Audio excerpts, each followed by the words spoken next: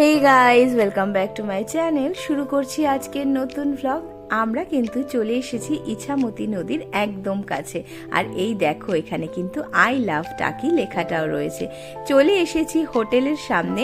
আজকে আমাদের হোটেল ছিল রিভার ভিউ গেস্ট হাউস, আর এটা ছিল একদম ইছামতি নদীর ঠিক উল্টো দিকে।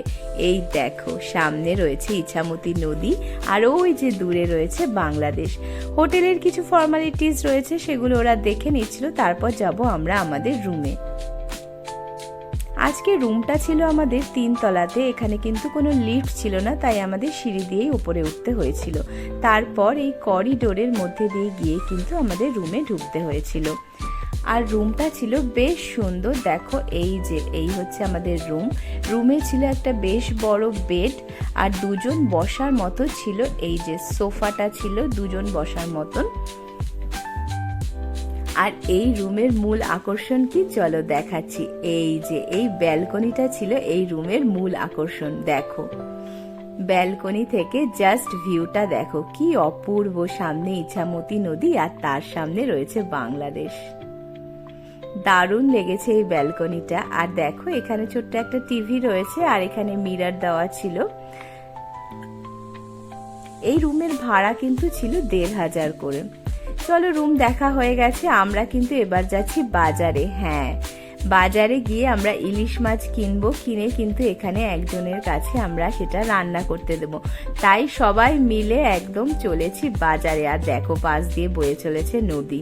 চলে এসেছি টাকি বাজারে। চলো দেখা যাক বাজারের ভেতরে গিয়ে আমরা কি কি পাই। মাছের বাজারেই প্রথমে চলে এলাম, কিন্তু দেখো এখানে নানা রকমের মাছ রয়েছে ঠিকই, কিন্তু ইলিশ মাছ আমরা কিছুতেই খুঁজে পাচ্ছিলাম না। দেখো কত রকমের মাছ রয়েছে, কিন্তু ইলিশ মাছ পাওয়া যাচ্ছিল না।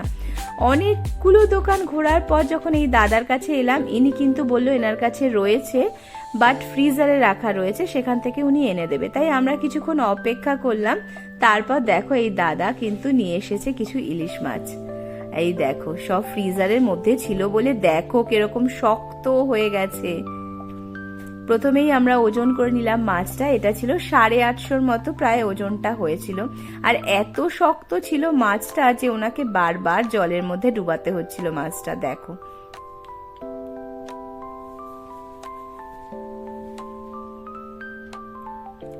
মাছটা কিছুতেই কিন্তু নরম হচ্ছিল না, তাই উনি কিন্তু একদম কাটতেই পাচ্ছিলেন না। আর উনি বারবার বলছিলেন যে এই শক্ত মাছটা যদি উনি জোর করে কাটেন, তবে রান্না করার সময় যখন ভাজবো তখন কিন্তু মাছটা ছেড়ে যেতে পারে। তাই উনি বারবার কাটার চেষ্টা করছিল, আর দেখো বারবার জলে চোবাতে হচ্ছিল, কারণ মাছটা কিছুতেই নরম হচ্ছিল না। ফ্রিজারে যেহেতু ছিল, তার জন্য এটা এত শক্ত হয়ে গেছিল। অনেক চেষ্টার পর কিন্তু উনি তারপর আস্তে আস্তে মাছটাকে কাটলেন।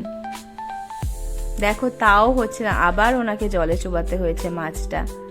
বেশ কিছুক্ষণ, প্রায় আধ ঘন্টার ওপর আমাদের দাঁড়াতে হয়েছিল মাছটা নরম করার জন্য।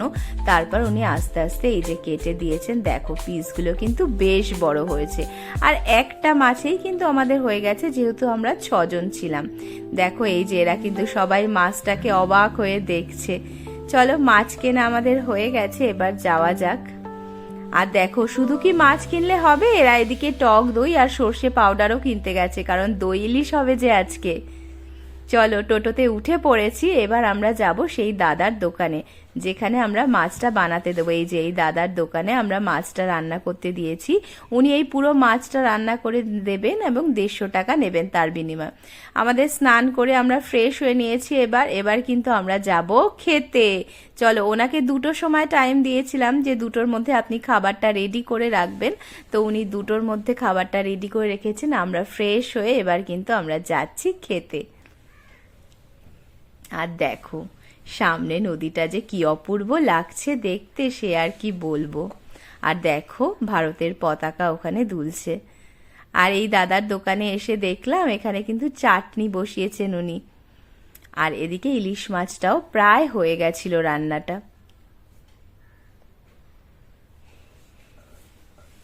আর দেখো, সবাই কিন্তু খেতে বসে পড়েছে, আর কারোর অপেক্ষা একটুও সহ্য হচ্ছে না। আর দেখো, এইখান থেকেও কিন্তু নদীটা দেখা যাচ্ছিল। এই যে দাদা ভাত নিয়ে চলে এসেছে, ভাতের সাথে উনি কিন্তু নানা রকম ভাজা করেছিলেন, আলু পোস্ত করেছিলেন, ডাল করেছিলেন, আর তার সাথে ছিল আমাদের মাছটা।